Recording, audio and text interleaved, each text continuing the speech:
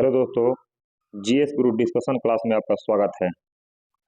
मैं ज्ञानेश्वर सर और दिल में चाह रखने वाले मिनी आईएएस का आप लोग हो जाइए तैयार, क्योंकि बीएसएससी सीजीएल फोर्थ लेवल जो है 2024 में फरवरी में वैकेंसी आने का जो है पूर्णतः संभावना है। तो मैं यही चाहूँगा कि आप लोग जो है बीएसएससी का चाह रखने वाले मिनी आईएएस कहे जाने वाले इसमें जो है पद हैं, और इसके लिए जो है आपको कड़ी से कड़ी मेहनत करना होगा। तो आप जो है अगर बीएसएससी का तैयारी करना चाहते हैं और अपने ऊपर जो है ऑफिसर यानी मिनी आईएएस का सपना सजाए रखे हैं, तो सिर्फ सपना जो है सजाए रखने से नहीं, इसके लिए जो आपको कड़ी से कड़ी परिश्रम करना पड़ेगा। तो आज इसके बारे में आपको मैं ये बताऊंगा कि ये नोटिफिकेशन जो है 2024 के लिए सीजीएल 4 जो आ गया है, और इसका जो है देखेंगे हम कि सिलेबस क्या है, इसमें क्या क्या पढ़िएगा, यानी कि देख लीजिए यही। उसके बाद नेक्स्ट देखेंगे सिलेबस के बाद कि इसका उम्र सीमा कितना होता है। अगर जो है आपको यानी कि फोर्थ लेवल का सीजीएल का जो है यानी कि देना है, तो सबसे पहले इसमें उम्र सीमा भी देखिएगा सिलेबस के साथ साथ। इसके बाद देखेंगे कि इसमें जो है फी कितना लगेगा। अगर जो है जो जनरल कैटेगरी के हैं या अनुसूचित जाति अनुसूचित जनजाति के हैं या दिव्यांग हैं या महिलाओं का जो है इसमें कितना कितना फी लगेगा फॉर्म फिलअप करने के बाद।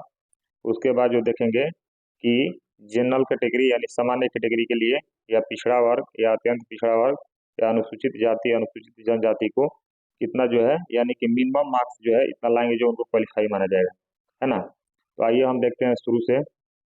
देखिए, सबसे पहले जो है अगर जो छात्र एवं छात्राएं ग्रेजुएशन कर चुके हैं उनके लिए वैकेंसी है।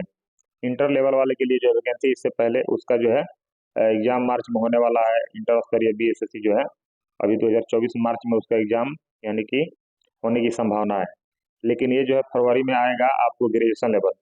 तो सबसे पहले आप जो है अगर ग्रेजुएशन कर चुके हैं तो इसके लिए जो है आप आज से ही तैयारी पर लग जाइए, क्योंकि फरवरी में जो है इसका वैकेंसी आने वाला है ना। तो इसमें पहले सबसे देखेंगे कि इसका सिलेबस क्या है। तो सिलेबस में देखिए ये जो है पेपर 1 पेपर 2 यानी कि दो हिस्सा में होता है ना। तो पहले जो है आपको प्रारंभिक जो है होता है यानी कि प्रारंभिक परीक्षा। तो टोटल 100 यानी कि 50 मार्क्स प्रश्न इसमें होते हैं, है ना। और 2 घंटा 15 मिनट का होता है ना। तो टोटल 150 प्रश्नों में 2 घंटा 15 मिनट का आपको समय मिलता है। इसका सिलेबस है सामान्य अध्ययन है ना, समसामयिकी। उसके बाद जो है समसामयिकी के साथ जो है यानी कि आपको सामान्य गणित और आपको सामान्य विज्ञान, है ना। इसके साथ साथ पहले सिलेबस जानना जरूरी है, यानी कि 150 जो है आपको टोटल प्रश्न होंगे, और टोटल 150 प्रश्नों में आपको 75 नंबर, समझिए 75 नंबर का आपको होगा, जिसमें आपको 50 नंबर का जो है यानी कि जीके पूछा जाएगा, है ना। और साइंस सेक्टर से 25 नंबर आएगा, यानी कि जीके जीएस मिला करके आपको टोटल जो है प्रश्न 75 नंबर के होंगे, है ना।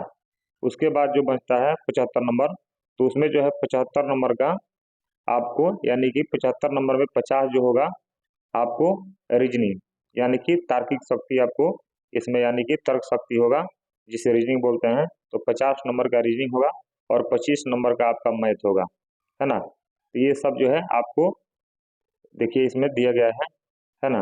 नेक्स्ट जो है अगर जो है आपका अगर मैथ जो है अगर अच्छा खासा आप बना रहे हैं, है ना, रीजनिंग भी अच्छा खासा बना रहे हैं, तो जीके जीएस के लिए जो है यानी कि उस पर लग जाइए। क्योंकि जो आपको देखिए इसका अगर सिलेबस जो आप जान गए, अगर इसमें वैकेंसी में जो है आप चाहते हैं कि मेरा भी एक सीट पक्का हो जाए, तो इस सिलेबस को ध्यान में रखते हुए आप आज से ही तैयारी करने में जुट जाइए।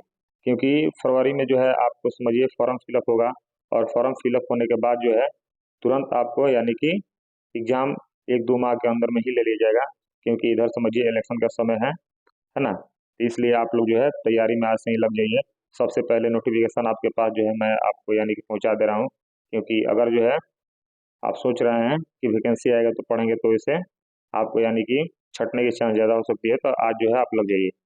फिर उम्र सीमा की बात होती है।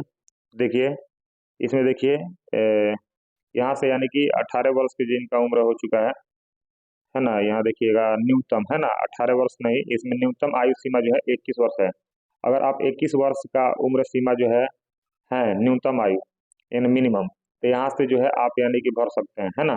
यहाँ पे लिखा हुआ है। और अधिकतम आयु यानी कि इसमें जो है अनारक्षित यानी कि जनरल कैटेगरी के लिए जो पुरुष हैं उनको 37 वर्ष यानी 37 वर्ष जिनका उम्र है ना? 37 वर्ष से यानी कि एक दिन भी जो है यानी कि ज़्यादा हो जाएगा तो आप जो है मैंने फॉर्म से जो है बाहर हो सकते हैं। तो 37 वर्ष जिस यानी कि सामान्य पुरुष का उम्र है, तो जो है इसका यानी कि इसके लिए एलिजिबल है। फिर जो है अनारक्षित वर्ग महिला के लिए, जो इसमें महिला हैं तो उनके लिए जो है 40 वर्ष है ना? जो भी महिला अगर इसका चाह रख रही है कि हम जो है यानी कि मिनी आईएएस बने, तो मिनी आईएएस बनने के लिए इनका उम्र सीमा जो है 40 वर्ष है। फिर जो है पिछड़ा वर्ग, अत्यंत पिछड़ा वर्ग, है ना? इसमें पुरुष और महिला जो है यानी कि कहते हैं उनको ओबीसी, है ना? ओबीसी पुरुष और ओबीसी महिला, ये दोनों के लिए उम्र जो है 40 वर्ष रखा गया है ना? लेकिन जो एसी एसटी जिसको बोलते हैं अनुसूचित जाति और अनुसूचित जनजाति, तो इसमें जो है महिला और पुरुष के लिए जो है 42 वर्ष इसमें रखा गया है। तो अगर जो है आपकी चाह है तो देख लीजिए, अगर इस उम्र सीमा के अगर आप अंदर हैं, है ना, तो आप जो है इस फॉर्म के लिए एलिजिबल हैं और इस फॉर्म को भर सकते हैं। फिर जो है आगे हम लोग देखेंगे, इसमें देखिएगा शुल्क। तो ये जो है पहले वाला शुल्क दिया गया है, लेकिन आप लोग जो बता रहे हैं कि इसी के बिहार जो है बीएसएससी बोर्ड है, तो इससे ज़्यादा शुल्क मेरे ख्याल से नहीं लेगी। ये जो पहले वाला चार्ज था, इसके पहले वाला जो CGL 3 आया था उसमें ये चार्ज था, लेकिन CGL 4 के लिए भी यही चार्ज रहेगा। तो आप लोग इसको थोड़ा सा देख लीजिएगा। 540 रुपये जो लगा था आपको यानी कि सामान्य वर्ग के पुरुष के लिए, है ना, यहाँ पे। और अनुसूचित जाति अनुसूचित जनजाति जो बिहार के अस्थायी निवासी हैं, जो उत्तर प्रदेश के मान लीजिए या अदर स्टेट से जो आएंगे, तो जो है मैंने अस्थायी निवासी एससी एसटी में नहीं, यहाँ के नहीं माने जाएंगे। तो उनके लिए वो सोचेंगे कि हमको छूट मिले, तो उनको छूट नहीं मिल सकता है, क्योंकि जो बिहार के निवासी हैं और अनुसूचित जाति अनुसूचित जनजाति हैं, तो उनको लिए जो है आपको 135 रुपया लगेगा, है ना। फिर उसी तरीका से अगर कोई व्यक्ति जो है हैंडीकेप है, जिसे दिव्यांग बोलते हैं, तो दिव्यांग है ना, और वो भी अनुसूचित यानी कि जनजाति है, अनुसूचित जनजाति है, तो उसको भी क्या लगेगा, 135 रुपया आपको लगेगा। फिर सामान्य श्रेणी की महिला, सामान्य श्रेणी की महिला के लिए भी क्या है, इसमें जो है 100 आपको यानी कि 35 रुपया लगेंगे। फिर उसी तरीका से जो बिहार के बाहर यानी कि जो भी अभ्यर्थी हैं बिहार के बाहर के, हम पुरुष हैं महिला है, उनको भी आपको यानी कि सामान्य श्रेणी में काउंट किया जाएगा और उनको भी 540 रुपये देना होगा, ठीक है। फिर आपको उसी तरीका से देखेंगे, अगर आप एग्जाम देते हैं, है ना, एग्जाम देने के बाद जो है अगर आपका मार्क्स जो है 150 नंबर का एग्जाम होता है, उसमें जो है सामान्य वर्ग के अगर व्यक्ति हैं या छात्र छात्राएं हैं, तो उसमें जो है आपको क्या होगा, कम से कम आपको 40% यानी कि आपको उसको मार्क्स लाना पड़ेगा, है ना। अगर आप 40% लाते हैं एग्जाम का, तो आप जो है क्वालिफाई माने जाएंगे, है ना। यानी कि न्यूनतम मार्क्स आपका इतना होगा, अब उसके डिपेंड पड़ेगा कि कट ऑफ कितना जा रहा है ना। तो मिनिमम मार्क्स रखा गया है, यानी कि उनको क्वालिफाई माना जाएगा इतना से अगर ज्यादा लाएंगे तो, है ना। जैसे पिछड़ा वर्ग जो है ना, उनको जो ईबीसी कैटेगरी जो बोलते हैं, उनको यानी कि 36.50% यानी कि अत्यंत पिछड़ा वर्ग, है ना। ये ओबीसी के यानी कि ईबीसी ओबीसी देख लीजिएगा यहाँ पे, अत्यंत पिछड़ा वर्ग यानी कि 34%, ओबीसी वाला 36.5%, है ना। अनुसूचित जाति अनुसूचित जनजाति जिसको एसी और एसटी बोलते हैं, तो इनका जो है यानी कि 32% है। और सभी वर्गों के महिलाओं के लिए जो है यानी कि क्वालिफाई मार्क्स जो है 32% है। और जो दिव्यांग है उनका भी क्या है, आपको क्वालिफाई मार्क्स रखा गया है।